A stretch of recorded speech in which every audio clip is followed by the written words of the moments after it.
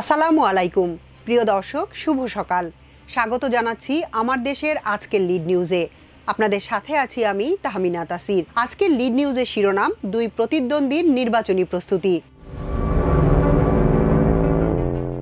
অন্তর্বর্তী সরকারের প্রধান উপদেষ্টা ডক্টর মোহাম্মদ ইউনূস জাপানের এনএইচকে টেলিভিশনের সঙ্গে এক সাক্ষাৎকারে বলেছেন, ত্রয়োদশ সংসদ নির্বাচন চলতি বছরের শেষের দিকে অনুষ্ঠানের প্রস্তুতি নেওয়া হচ্ছে। প্রধান উপদেষ্টার কার্যালয় থেকে বলা হয়েছে, নির্বাচন ডিসেম্বরের পরে হোক তা ডক্টর মোহাম্মদ ইউনূস কোনোভাবেই চান না। নির্ভরযোগ্য সূত্রে জানা গেছে, আগামী 6 ডিসেম্বর গণতন্ত্র দিবসে এই নির্বাচনের সম্ভাব্য তারিখ ঠিক করা হয়েছে। নির্বাচনকে সামনে রেখে এরই মধ্যে রাজনৈতিক দলগুলোর মাঠ দখলের প্রতিযোগিতা শুরু হয়ে গেছে। প্রতীত আওয়ামী লীগ মাঠে না থাকায় বিএনপি ও জামায়াত এখন একে অপরকে প্রতিদ্বন্দ্বী ভাবছে। বিপ্লবী ছাত্ররাও নতুন দল গঠনের চূড়ান্ত পর্যায়ে আছে। এ মাসের শেষের দিকে এই দল আত্মপ্রকাশ করতে যাচ্ছে। দুই ছাত্র উপদেষ্টা এ মাসের মাঝামাঝি সময়ে পদত্যাগ করবেন বলেও শোনা গিয়েছিল, তবে তারা কিছুটা সময় নিচ্ছেন। নতুন দলের আহ্বায়ক হতে যাচ্ছেন তথ্য উপদেষ্টা নাহিদ ইসলাম। এর লক্ষ্যে তিনি দল গঠনের আগে পদত্যাগ করবেন বলে জানা গেছে। বিএনপি ও জামায়াতে ইসলামী 300 আসনে জয়লাভের জন্যই মরিয়া। বিএনপি প্রতিষ্ঠার পর থেকে সবগুলো আসনেই নির্বাচন করেছে এবং কয়েক দফা সরকার গঠন করেছে। আবার প্রধান বিরোধী দল হিসেবেও সংসদে ভূমিকা রেখেছে। এবার 300 আসনে ভোট করার জন্য তারা দল গোছানোর কাজ শেষ করে এনেছে। দলের ভারপ্রাপ্ত চেয়ারম্যান তারেক রহমান লন্ডন থেকে নির্বাচনের জন্য বিএনপিকে পুরোপুরি তৈরি করার জন্য রাত দিন পরিশ্রম করে যাচ্ছেন। এদিকে জামায়াতে ইসলামীও সব আসনে নির্বাচন করার প্রস্তুতি নিচ্ছে। এরই মধ্যে তারা 79 আসনে প্রার্থীর নামও ঘোষণা করে দিয়েছে। সংগঠনের আমির ডক্টর শফিকুর রহমান প্রতিদিন বিভিন্ন সমাবেশে বক্তব্য দিচ্ছেন। জামায়াত ছাত্রদের নতুন দল ও অন্যান্য ইসলামী দলের সঙ্গেও জোট করে নির্বাচন জয়ের প্রচেষ্টা চালাচ্ছে।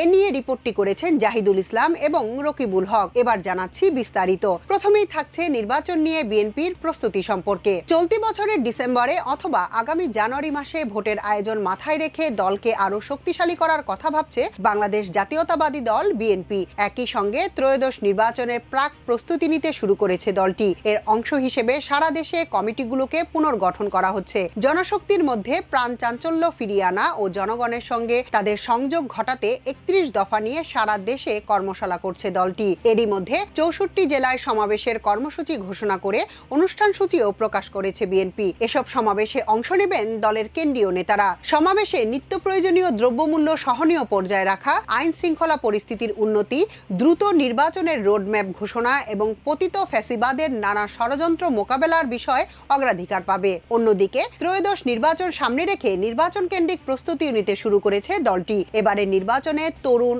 অভিজ্ঞ ও প্রবীণদের সমন্বয়ে চূড়ান্ত তালিকা সাজানো হচ্ছে। এছাড়া বিএনপির সঙ্গে একসঙ্গে যেসব দল ও জোট আন্দোলন সংগ্রাম করেছে তাদের নিয়ে আগামী নির্বাচনে অংশ নেয়ার চিন্তা রয়েছে দলটির। এরই অংশ হিসেবে গত বছরের 22 অক্টোবর প্রাথমিকভাবে সমমনা শরিক জোটের 6 নেতাকে নিজ এলাকায় গণসংযোগে সহযোগিতা করার জন্য দলের সংশ্লিষ্ট 6 জেলার সভাপতি ও সাধারণ সম্পাদকদের অতীব জরুরি নির্দেশনা দিয়ে চিঠি দেয় দলটি। তবে এ চিঠির ঘটনায় তৃণমূলে ভুল বুঝাবুঝির প্রেক্ষিতে পরে কেন্দ্রীয় বিএনপির পক্ষ থেকে জানানো হয়, এই চিঠি ধানের শীষের চূড়ান্ত মনোনয়ন নয়। বিএনপি জানায়, ত্রয়োদশ জাতীয় সংসদ নির্বাচন নিয়ে অন্তর্বর্তী সরকার ও নির্বাচন কমিশনের প্রস্তুতি দেখেই আনুষ্ঠানিকভাবে নির্বাচনের কার্যক্রম জনসম্মুখে তুলে ধরবে শহীদ রাষ্ট্রপতি জিয়াউর রহমানের হাতে গড়া দলটি। ছাত্র জনতার অভ্যুত্থানে পতিত শেখ হাসিনা ভারতে পালিয়ে যাওয়ার পর দেশের রাজনৈতিক পরিবেশ বাধামুক্ত হলেও নির্বাচনের মাঠে অনেক চ্যালেঞ্জ দেখছে তারা। এক্ষেত্রে প্রার্থী তালিকা তৈরিতে 16 বছরে স্বৈরাচার বিরোধী আন্দোলনে ত্যাগী নেতারা মূল্যায়িত হবেন। সে সঙ্গে 1991 সাল থেকে 2018 সাল পর্যন্ত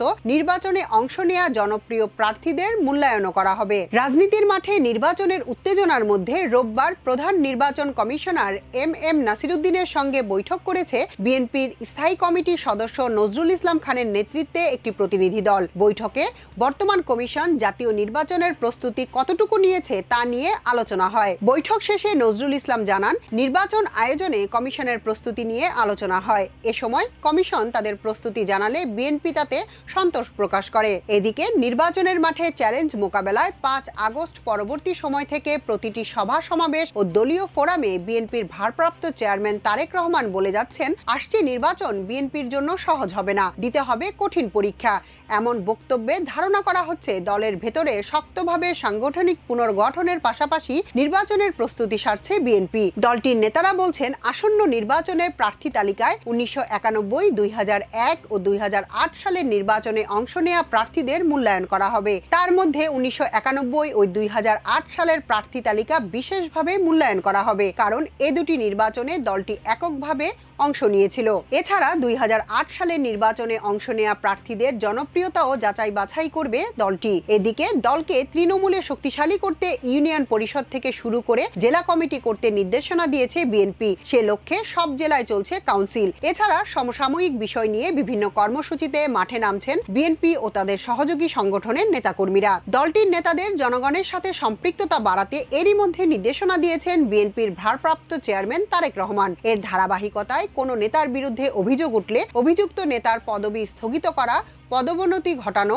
এমনকি বহিষ্কারের মতো চূড়ান্ত সিদ্ধান্তও নিতে দেখা গেছে। দলটি 5 আগস্ট পট পরিবর্তনের পর গত 6 মাসে এখন পর্যন্ত 1700-ও বেশি নেতাকর্মীকে বহিষ্কার করেছে। এখন পর্যন্ত বিভিন্ন অভিযোগে আরও প্রায় 6 শতাধিক নেতাকর্মীর বিরুদ্ধে অভিযোগ রয়েছে তারেক রহমানের হাতে। দলের নীতি নির্ধারকরা জানিয়েছেন, এজন্য বিএনপির ভারপ্রাপ্ত চেয়ারম্যান তারেক রহমান সৎ, যোগ্য ও জনগণের কাছে গ্রহণযোগ্য প্রার্থী পেতে এখন থেকে নির্বাচনের তফসিল ঘোষণা পর্যন্ত 24 ঘন্টা পর্যবেক্ষণে থাকবেন। নেতাকর্মীর নামে অভিযোগ, গণমাধ্যমের খবর, দলের অভ্যন্তরীণ প্রতিক্রিয়া, মাঠের গ্রহণযোগ্যতা, দলের প্রতি আনুগত্য ও জনগণের সঙ্গে কার কতটুকু সম্পর্ক রয়েছে তা বিবেচনা নিয়ে প্রার্থী চূড়ান্ত করা হবে। নির্বাচনের প্রস্তুতি নিয়ে দলটির যুগ্ম মহাসচিব সৈয়দ ইমরান সালেহ প্রিন্স আমার দেশকে বলেন, বিএনপি একটি নির্বাচনমুখী রাজনৈতিক দল। দলটির রাজনীতি, আন্দোলন সংগ্রাম ও সংগঠন পরিচালনা করে নির্বাচন করার জন্য। ফলে নির্বাচনের জন্য তাদের আলাদা করে প্রস্তুতি নেওয়ার কিছু নেই।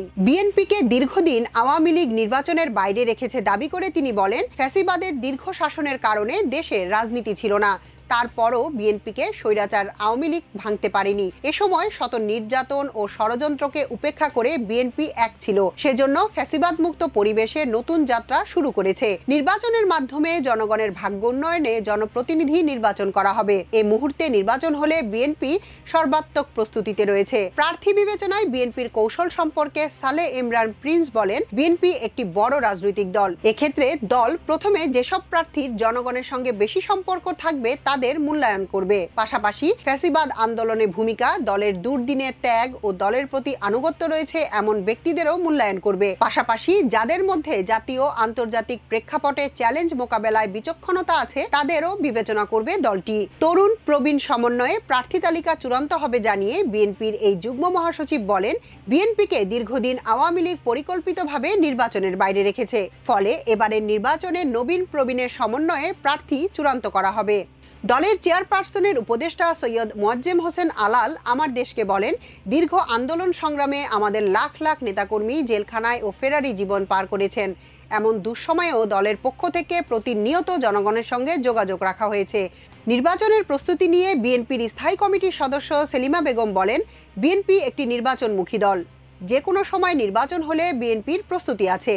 তাদের ভেতরে নিয়মিত সাংগঠনিক কার্যক্রম চলছে। সম্ভাব্য প্রার্থীরা জনগণকে সঙ্গে নিয়ে এলাকায় কাজ করছেন। সব আসনেই নির্বাচনের প্রস্তুতি জামায়াতের। ছাত্র জনতার গণ অভ্যুত্থানে ফ্যাসিস্ট আওয়ামী লীগ সরকারের পতনের পর 6 মাস ধরে দেশ চালাচ্ছে অন্তর্বর্তী সরকার। জুলাই বিপ্লবে গণহত্যার পাশাপাশি বিগত 15.5 বছরের দুঃশাসনে জড়িতদের বিচার এবং রাষ্ট্রের বিভিন্ন ক্ষেত্রে প্রয়োজনীয় সংস্কার শেষে দ্রুত নির্বাচন প্রত্যাশা করছে দেশের রাজনৈতিক দলগুলো। সেজন্য তারা প্রস্তুতিও নিচ্ছে। 300 আসনেই প্রার্থী দিয়ে ভোট যুদ্ধে অংশ নিতে চায় দেশের প্রধান ইসলামী দল বাংলাদেশ জামায়াতে ইসলামী। দলটি এরই মধ্যে 79 আসনে প্রার্থীর নাম ঘোষণা করেছে।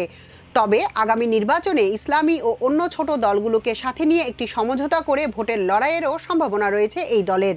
এমনকি ফ্যাসিবাদ ঠেকাতে প্রয়োজনে সব দলকে নিয়েই ঐক্যবদ্ধভাবে নির্বাচনের চিন্তা রয়েছে বলে জানা গেছে। সেক্ষেত্রে জামায়াতের প্রার্থী সংখ্যাও পরিবর্তন হতে পারে।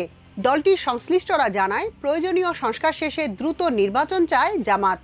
এজন্য সব আসনে নিজেদের প্রার্থী প্রাথমিকভাবে চূড়ান্ত করেছে। এ পর্যন্ত তারা ৭৯ আসনে প্রার্থীর নাম ঘোষণা করেছে।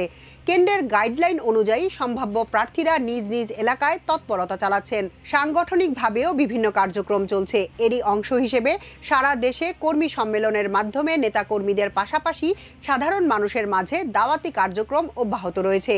এসব কর্মসূচিকে ঘিরে দলের আমির ও সেক্রেটারি জেনারেল সহ শীর্ষ নেতারা সারা দেশ সফর করছেন। তবে আগামী জাতীয় সংসদ নির্বাচনের জন্য জামাত এখনো চূড়ান্ত প্রার্থী ঘোষণা করেনি বলে জানিয়েছেন দলটির আমির ডাক্তার শফিকুর রহমান। তিনি বলেন, নির্বাচন এখনো অনেক দূর, সময় ঘনিয়ে এলে দল চূড়ান্ত সিদ্ধান্ত নিবে। তখন যাদের নমিনেশন দেয়া হবে তারাই প্রার্থী হবেন। জামাতের সব সভা সমাবেশেই প্রাধান্য পাচ্ছে আগামী নির্বাচন ও সরকার গঠনের বিষয়টি। ফ্যাসিবাদ ও চাঁদাবাজরা যাতে আর ক্ষমতায় না আসতে পারে সেজন্য ঐক্যবদ্ধ হওয়ার আহ্বান জানাচ্ছেন নেতারা।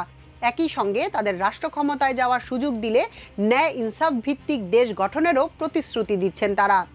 সম্প্রতি এক সমাবেশে জামায়াতের আমির ডাক্তার শফিকুর রহমান আগামী নির্বাচনে সৎ মানুষকে সমর্থন দেওয়ার আহ্বান জানিয়ে বলেন, যদি তাদের ভোট দিয়ে নির্বাচিত করা হয় তাহলে সুশাসন, সুবিচার ও সুষম উন্নয়ন পাবে জনগণ। তিনি বলেন, ছাত্র জনতার আত্মত্যাগের একটাই উদ্দেশ্য, আর সেটা হলো একটি আদর্শ সমাজ বিনির্মাণ। এ কাজের জন্য দলটি নেতাকর্মীদের উপযুক্ত হয়ে গড়ে উঠতে হবে। জামাতকে দেশ গড়ার দায়িত্ব দিলে একটি বৈষম্যহীন মানবিক রাষ্ট্র উপহার দেওয়া সম্ভব বলে মন্তব্য করেন তিনি। নির্বাচনের আগে সংস্কার প্রসঙ্গে ডাক্তার শফিকুর রহমান বলেন, নির্বাচনের আগে মৌলিক সংস্কার প্রয়োজন। মৌলিক কিছু সংস্কার করা না গেলে সুষ্ঠু নির্বাচন সম্ভব হবে না। এ অবস্থায় নির্বাচন দেয়া হলে এটা হবে নির্বাচনের জেনোসাইড বা নির্বাচন গণহত্যা। আমরা এটা চাই না। আমরা চাই সুষ্ঠু পরিবেশ সৃষ্টির পর নির্বাচন। আগামী নির্বাচন নিয়ে জামায়াতের পরিকল্পনা সম্পর্কে জানতে চাইলে দলটির মুখপাত্র, কেন্দ্রীয় নির্বাহী পরিষদ সদস্য ও প্রচার বিভাগের সেক্রেটারি অ্যাডভোকেট মতিউর রহমান আকন্দ আমার দেশকে বলেন, জামায়াতে ইসলামী অনেক আগেই স্পষ্ট করেছে যে যত দ্রুত সম্ভব নির্বাচন চান তারা। তার আগে অপরিহার্য কিছু বিষয় অবশ্যই সংস্কার করতে হবে। সংস্কার ছাড়া নির্বাচন দিলে তা অর্থবহ হবে না। এটা আগের নির্বাচনী কর্মকাণ্ডেরই পুনরাবৃত্তি ঘটবে। তিনি বলেন, জামায়াত চায় নির্বাচনবিহীন যে সংস্কৃতি ফ্যাসিস্টরা তৈরি করেছিল এবং ভোটারদের ছাড়াই নির্বাচনের নামে প্রহসন করে ক্ষমতা দখলের যে দৃশ্যের অবতারণা করেছিল তা যেন কেউ আর চর্চা করতে না পারে। সেজন্য নির্বাচন ব্যবস্থার সংস্কার, প্রশাসনের কিছু অংশ এবং বিচার বিভাগের সংস্কার করতে হবে। এই সংস্কারগুলো হলেই যত দ্রুত সম্ভব নির্বাচন দিতে হবে। এটাই হলো জামায়াতের চাওয়া। ভোটের জন্য দলের প্রস্তুতি সম্পর্কে জামায়াতের এই নেতা বলেন, প্রথমত জামায়াত ৩০০ আসনেই নির্বাচন করার সিদ্ধান্ত নিয়েছে। সেই সঙ্গে এটাও বিবেচনায় নিয়েছে যে অতীতে যেহেতু জামায়াত ফ্যাসিস্টদের বিরুদ্ধে জোটবদ্ধভাবে নির্বাচন করেছে, এবারও যাতে ফ্যাসিবাদ মাথাচাড়া দিয়ে না উঠতে পারে সেজন্য প্রয়োজনে আবারও ঐক্যবদ্ধভাবে নির্বাচন করবে। তবে নির্বাচনের শিডিউল ঘোষণা হলে এই বিষয়ে চূড়ান্ত সিদ্ধান্ত নেওয়া হবে। ঐক্য বজায় রাখতে বর্তমানে বিএনপি সহ সব দলের সঙ্গে তাদের যোগাযোগ এবং সম্পর্ক বহাল রয়েছে বলেও মন্তব্য করেন তিনি। জানা গেছে, ৫ আগস্ট গণ অভ্যুত্থান পরবর্তী দেশের রাজনৈতিক অঙ্গনে বেশ আলোচিত দল জামায়াত। পতিত আওয়ামী লীগ সরকারের দমন পীড়নে দীর্ঘদিন কোণঠাসা দলটি এখন বেশ চাঙা। দলীয় সাংগঠনিক কর্মকাণ্ড জোরদারের পাশাপাশি আগামী নির্বাচনকে বেশ গুরুত্বের সঙ্গে দেখছে দলটি। আগামী নির্বাচন নিয়ে দলের প্রস্তুতি ও পরিকল্পনা সম্পর্কে সম্প্রতি দলটির আমির ডাক্তার শফিকুর রহমান বলেন, তাদের সামনে নির্বাচনে যাওয়ার চিন্তার পথ খোলামেলা। একটি দল এককভাবে, জোটগতভাবে অথবা সমঝোতার ভিত্তিতে নির্বাচনে অংশগ্রহণ করতে পারে। এ ৩টি অপশন সামনে রেখেই কাজ করছেন তারা। একক অপশনে এখনও তারা কোনো সিদ্ধান্ত নেননি, তবে সবভাবেই প্রস্তুতি আছে দলের। এছাড়া আগামীতে বিজয়ী হয়ে সুযোগ পেলে দেশপ্রেমিক সব দলকে সঙ্গে নিয়েই সরকার গঠনের পক্ষে বলে মন্তব্য করেন দলটির আমির। আগামী নির্বাচনে ইসলামী দলগুলোর ভোট এক বাক্সে আনার ঘোষণা দিয়ে যাচ্ছেন ইসলামী আন্দোলনের আমির ও চরমোনাই পীর মুফতি সৈয়দ মোহাম্মদ রেজাউল করিম।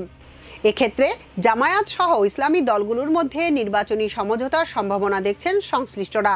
এ প্রসঙ্গে জানতে চাইলে ইসলামী আন্দোলনের সহকারী মহাসচিব মাওলানা আহমদ আব্দুল কাইয়ুম বলেন, নির্বাচনী জোট করলে নেতৃত্ব নিয়ে ঝামেলা হতে পারে। এজন্য আসন ভিত্তিক সমঝোতার চেষ্টা চলছে।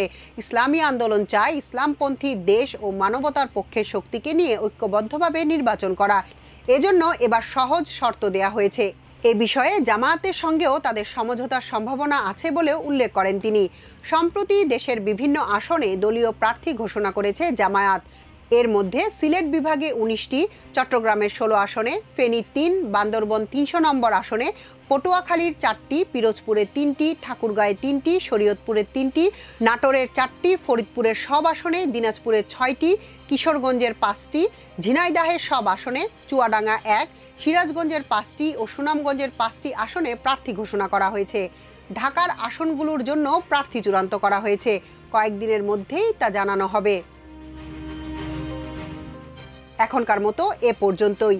প্রিয় দর্শক, সবাই ভালো থাকুন, সুস্থ থাকুন, থাকুন আমার দেশের সঙ্গে।